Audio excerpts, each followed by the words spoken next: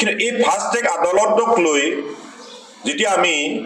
ন্যায়ৰ কথা কওঁ তেতিয়া মুখ্যমন্ত্ৰীয়ে ৰাজনীতি কৰা দেখা পাইছে আৰু মুখ্যমন্ত্ৰীয়ে যোৱা সেই 21 তাৰিখে আমি দিয়া সংবাদ মেলৰ যোগেদি যি দাবী তুলিছিলোঁ সেই দাবীটোক তেওঁ নস্যাৎ কৰি এটা বিভ্ৰান্তি কৰিব বিচৰা বা ৰাজনৈতিক এটা দৃষ্টিকোণে তেওঁ কিছু কথা ক'ব বিচৰা আমি দেখিছোঁ গতিকে এই কথাখিনি নিশ্চয় আপোনালোকে পাইছে আমি কৈছিলোঁ যে জুবিন গাৰ্গ ডাঙৰীয়াক ন্যায় দিব লাগে অতি সোনকালে তাৰমানে আজি যি ধৰণৰ ন্যায় প্ৰক্ৰিয়া চলি আছে সেইটো হ'লে মানে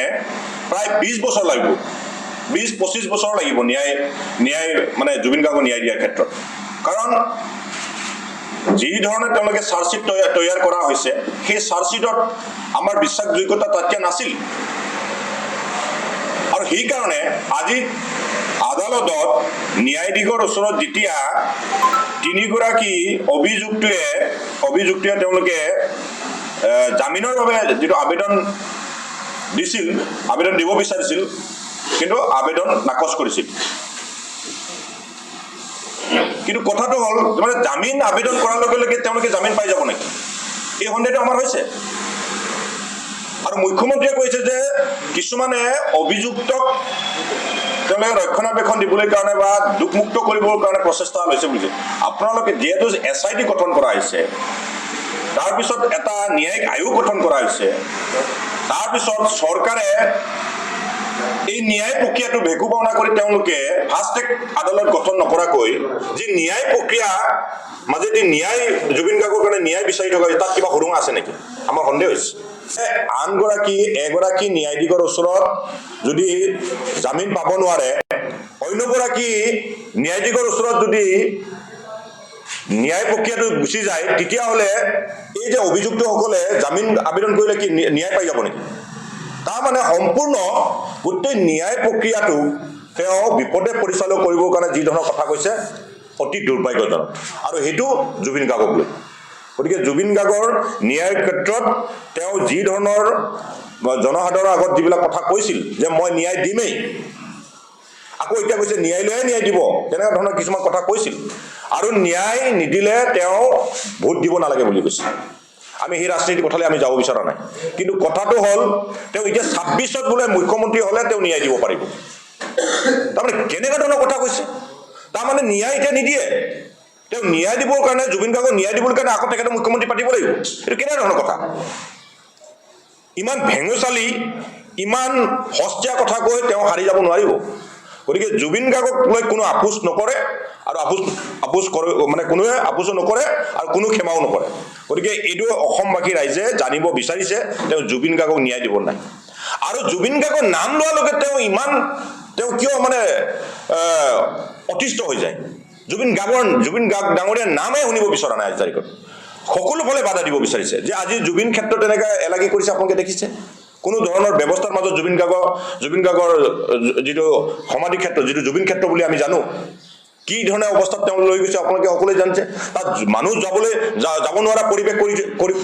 গঢ়ি উঠিছে সেইটো কোন জগৰীয়া যে জুবিন ক্ষেত্ৰত মানুহ যাব নোৱাৰা পৰিৱেশ কিহৰ কাৰণে হৈছে আৰু মানুহ ক'লেই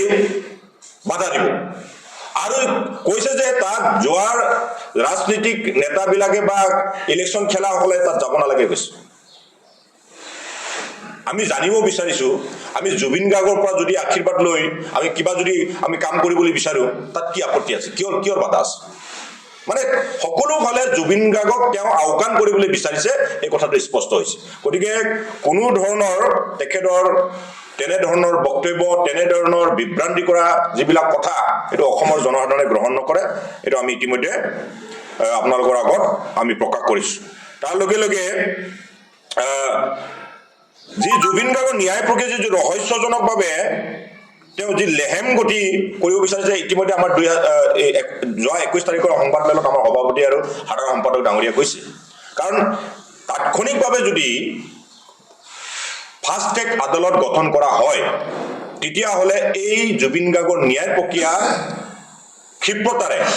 হ'ব আৰু তেওঁলোকৰ চাৰ্জশ্বিট যে কিমান শক্তিশালী এইটো প্ৰমাণ ওলাই যাব আমি কৈছো যে অভিযুক্তসকলে যিহেতু দোষী সাব্যস্ত হ'ব লাগে সেই দোষী সাব্যস্ত কেতিয়া হ'ব 25 বছৰ পাছত হ'ব লাগিব নেকি 20 বছৰ পাছত হ'ব লাগিব নেকি আৰু তেওঁলোকে জামিন আবেদন কৰাৰ লগে লগে তেওঁলোকে জামিন পাই যাব তাৰমানে চাৰ্জশ্বিটটোত কি আছে এই গোটেই কথাখিনি কিন্তু মুখ্যমন্ত্ৰীয়ে জনসাধাৰণৰ মাজত এটা দুৰ্বল তেওঁ যে এই ন্যায়ৰ ক্ষেত্ৰত যে দুৰ্বল স্থিতি গ্ৰহণ কৰিছে সেইটো তেওঁ নিজে উদুঙাই দিছে এই কথাটো আমি ক'ব বিচাৰিছো তাৰ লগে লগে আপোনালোকে জানে যে ন্যায় কথাটো আমি কোৱাৰ লগে লগে তেওঁ ৰাজনীতি গুণ পায় কিন্তু জুবিন গাৰ্গৰ ন্যায় আজি তাৰিখলৈকে পৰিয়ালেতো বিচাৰিছে জুবিন গাৰ্গৰ পত্নী গৰাকী আমাৰ গৰিমা বৌয়েতো বিচাৰিছে এই কথাটো স্পষ্ট হৈছে যে জুবিন গাৰ্গৰ পত্নী গৰিমা বৌ আজি ন্যায় প্ৰক্ৰিয়াটো কি ধৰণৰ বক্তব্য ৰাখিছে আপোনালোকে সকলোৱে দেখিছে যে এটা সন্দেহলৈ গুচি গৈছে যে ফাষ্টেগ আদালত দাবী কৰি আছে বাৰম্বাৰ কিন্তু পৰিয়ালে ফাষ্টেগ দাবী কৰাৰ পাছত যেতিয়া আমি দাবী কৰিছো ৰাজ্যৰ ছাত্ৰত আমিও দাবী কৰিছো যে ন্যায় ক্ষেত্ৰত ফাষ্টেগ আদালত আমি দাবী কৰিছো তেওঁ ৰাজনীতি ৰাখিব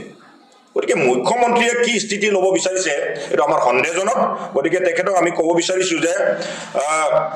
আৰু এটা কথা তেওঁ আদালতকো ভেঙুচালি কৰিছে ন্যায় প্ৰক্ৰিয়া বা ন্যায়ালয়কো তেওঁ এটা উপলঙা কথাৰে তেওঁ মানুহৰ মাজত এটা সন্দেহৰ বাতাবৰণ সৃষ্টি কৰিবলৈ বিচাৰিছে আমি দেখিছো এইটো যে তেওঁ কৈছে যে সংবাদমেলত যোৱাকালি পৰহি সংবাদমেলত তেওঁ কৈছে যে ন্যায় ব্যৱস্থাৰ ওপৰত অনাস্থা বিশ্বাসহীনতা প্ৰকাশ কৰাৰ নিচিনা তেওঁ এটা কথা কৈছে আপোনালোকে সকলোৱে দেখিছে যে এগৰাকী ন্যায়ালয়ৰ ওচৰৰ পৰা এগৰাকী ন্যায়ালয় দিবলৈ বিচাৰিছে এইটো কি আমাৰ হাতত থাকিব নেকি এইটো জনসাধাৰণ বা কোনোবা সংগঠনৰ হাতত এইটো আছে নেকি গতিকে কেনেধৰণৰ বক্তব্য ৰাখিছে আপোনালোকে সকলোৱে দেখিছে সেইকাৰণে মুখ্যমন্ত্ৰীক আমি